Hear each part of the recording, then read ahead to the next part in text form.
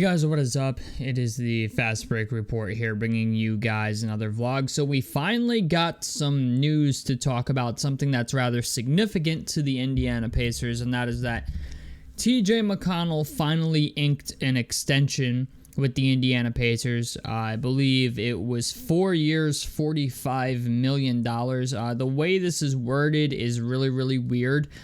So give me 1 second. But the contract is, a 4-year, $45 million extension on top of what he already has. So in total, T.J Mcconnell's contract is 5 years, $54 million, which equates to about $10.8 million a year. Really good contract for the Indiana Pacers. This is a nice contract for the team. I honestly think T.J McConnell probably could have gotten a lot more money out in free agency. But the thing is, okay, T.J McConnell is at this point, I think a Pacer for life, if I'm being honest. T.J McConnell is age-wise 32 years old. This is a 5-year extension, or a 4-year extension, which essentially 5 years now. So he'll be 37 by the time this contract ends. T.J McConnell is officially, I think, a Pacer for life, unless the team trades him. And I know that's going to be the first thing people start talking about, as well as, how does this impact trading or any of this other stuff. Just like the Lauri Markkanen extension, okay, T.J McConnell signed this contract extension incredibly late in August, literally on the last fucking day of August. So T.J McConnell will not be eligible to be traded until the upcoming offseason, which I don't think is going to happen. I think T.J McConnell is just too good of a vet to not have on the roster. I feel like in order for T.J McConnell to be traded in any capacity, the team would have to get a player that is really good. There are certain guys on every team that I feel like are just invaluable. Like, they're guys that, even though they're not the best players, even though T.J McConnell is arguably the best bench point guard in the NBA, but I digress. Even though they're not like on the level of a Giannis or a Luka Doncic or a player like that, or a Joel Embiid, right? They provide something to the team that can't be replaced, and the only way that you would be able to, or like, the only way you'd be able to justify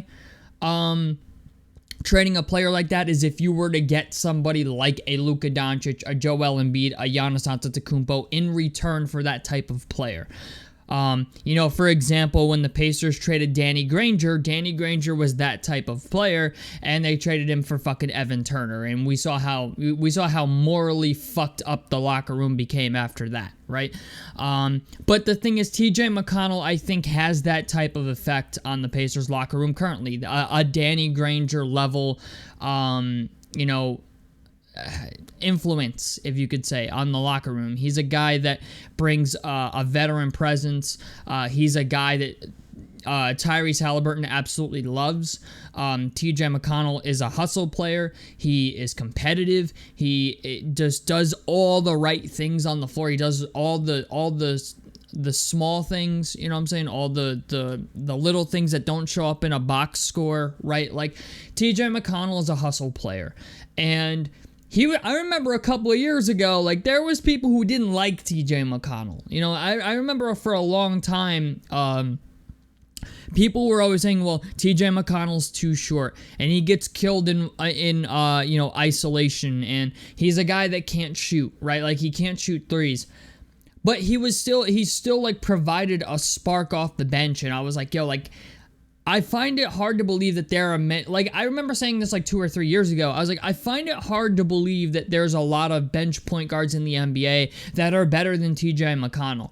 And I remember, not specifically on YouTube, but in certain groups on Facebook and stuff like that, like, people wanted to trade T.J McConnell. And now he's a guy that, like, I look at and I'm like, I can't see how this team goes forward without him. You know what I'm saying? So I'm glad the front office finally got this done. I was actually starting to get a little worried because, the NBA season starts in essentially a month at this point. I think what is it, the last week of October or something like that is when the NBA season starts. But it's just the idea. T.J. Mcconnell is a guy that a lot of teams around the league want, and now we have him locked up. $10.8 million is it's salary filler, but it's really not a lot of salary filler. Like that's the other thing I want people to understand about here is like, because I know there's going to be people who are like towards the end of T.J. McConnell's contract when he starts pushing like 35, 36 years old. People are probably going to start talking about trading him. And, $10.8 million is nice salary filler, but when you consider where the NBA is going to be salary cap-wise by that time, this is a bargain contract. Like, I'm just going to call it what it is. This is a bargain contract for the Pacers. I know a lot of people look at it like right now, and they're like, oh, well, it's $10.8 million.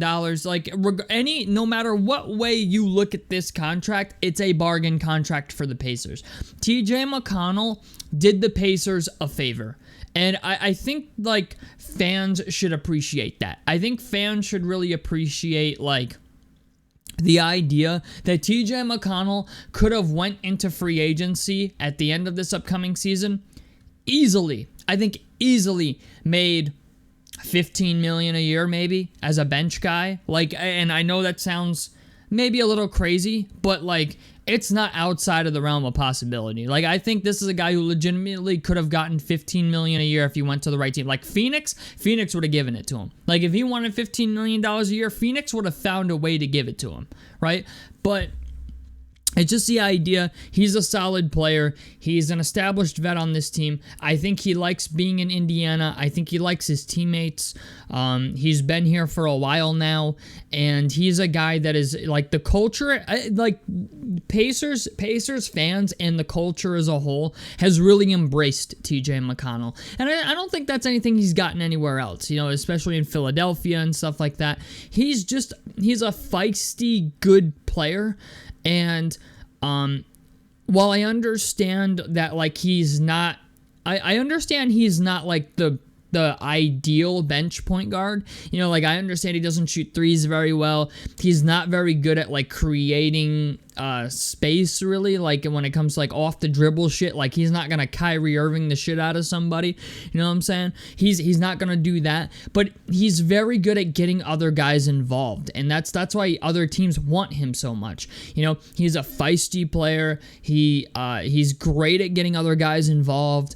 He's got that little like 8-foot jump shot, that little 8-foot turnaround jump shot that he makes all the time. He causes havoc. You know what I'm saying? Like that's what he does. And a lot of teams want players like that. A lot of teams want players that it's like they can put them on the floor and suddenly the whole fucking game changes. And that's what I like about T.J. McConnell is. And I feel like this is like maybe an aspect of his game that people don't really focus on a lot is, yeah, when Tyrese Halliburton plays, Tyrese Halliburton's a playmaker. He's a threat to score, right? Like, Tyrese Halliburton's really good at just facilitating an offense. But T.J. McConnell's good at that too. T.J. McConnell's, like, I don't think Obi Toppin gets the contract extension he got this summer if T.J. McConnell wasn't our point guard. You know what I'm saying? If T.J. McConnell wasn't running that bench unit. And I feel like for guys on our roster like Ben Shepherd and guys like who else? Ben Mathurin and Jarris Walker, right? I feel like if those guys are going to become the guys that we expect them to be, you have to have T.J. McConnell. I feel like you have to have him. Like, the Miles situation obviously is a little weird, but I feel like if you want the guys on your roster to become the guys that you think they can be, you need T.J. McConnell in the building. Like, I feel like that's like, if anybody's going to make sure Ben Shepherd gets touches, Jarris Walker gets touches, Obi Toppin gets touches, you know what I'm saying? Like, all of these guys.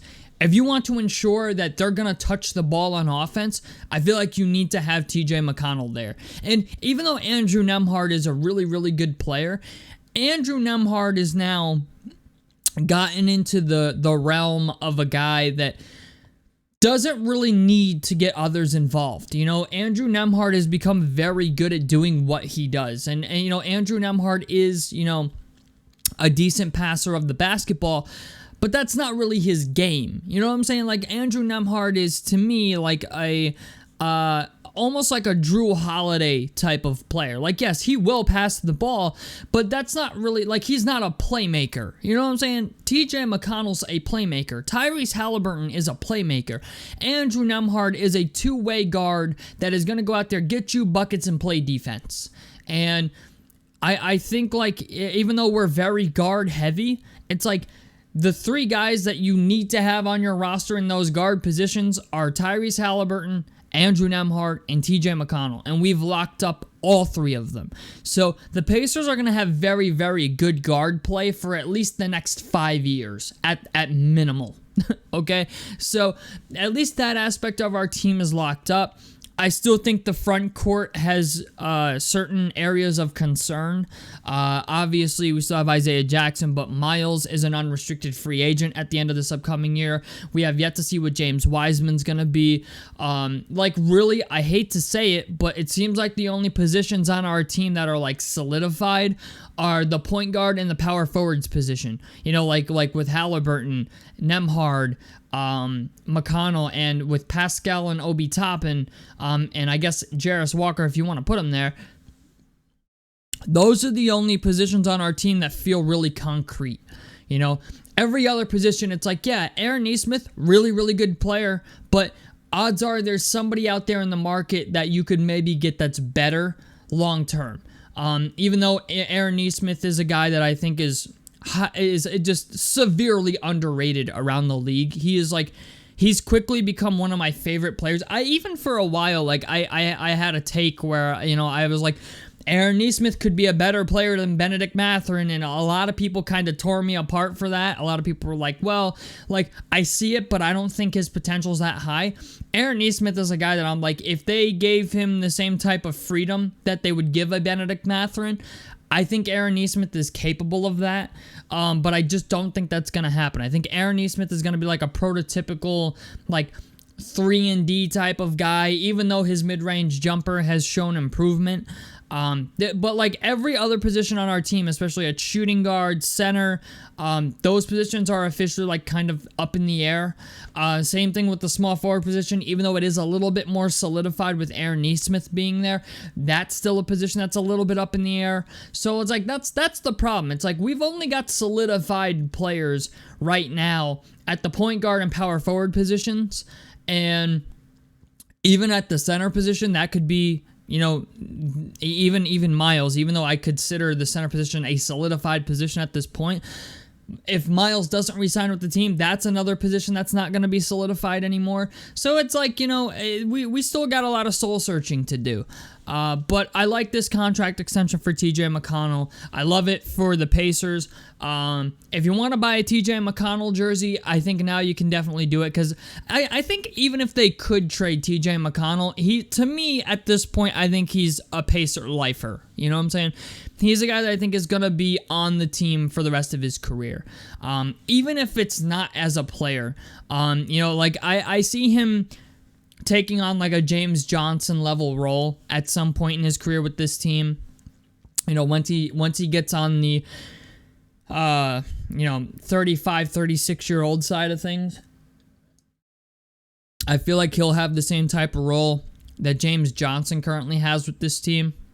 And maybe even T.J. McConnell works his way into the coaching staff on Rick's coaching staff, or you know, in the future has a front office role of some sort.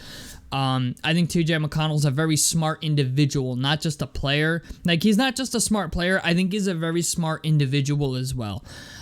So I don't know. Happy for Pacers fans. Happy for T.J. McConnell. I'm glad that the team finally got this done because I think we were all a little bit worried. Like, yo, like we're working on September here and nothing has happened with T.J. McConnell. You know, we're like, are we bringing him back? Like, what's the deal? And it's a very team-friendly contract. This contract will be breadcrumbs in the next couple of years. I want, like, it was weird. I saw a couple people who were like, oh, like, you know, they broke the bank for T.J. McConnell. I'm like, bro, they did not break the bank for T.J. McConnell. That is very much a value contract. And it honestly, $10.8 million with the way the league is going could be like the fucking league minimum in 4 or 5 years. You know what I'm saying? Like the vet minimum. So, I don't know, man. We'll have to wait and see what happens. But tell me what you guys think about this down below in the comment section below. A like helps me out. Subscribe if you guys want to see more on the Fast Break Report. And I'm out of this motherfucker. Peace, guys.